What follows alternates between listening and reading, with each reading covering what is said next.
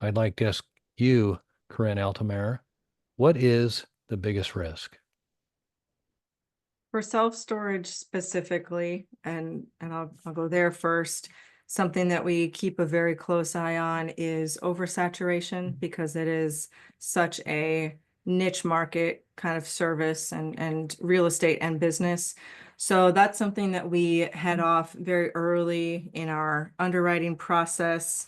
We use a number of technology tools that not only track existing inventory in any given market or region, but also what's coming in the pipeline, what kinds of either zoning applications or new development, new construction permits are out there to make sure that we are not either buying or developing in a market that's already teetering on the brink of oversaturation.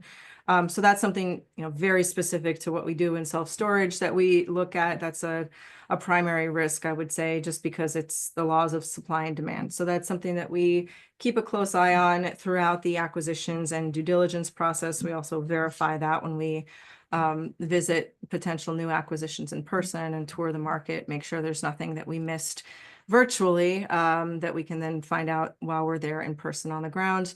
And then on a more macro level, I mean, there's so much in our world that we can't control. And so the biggest risk is simply the unknown unknowns. And I can't solve or protect against those other than building our team and business on the best possible quality and caliber of people that we can. At the end of the day, you want to be able to know and trust who's at your side in a storm. And while it's tough it's really tough to know who it is you're doing business with and to get to know people and vet them, especially when you're, considering investing with somebody, right? And considering handing over a decent portion of your retirement or your savings.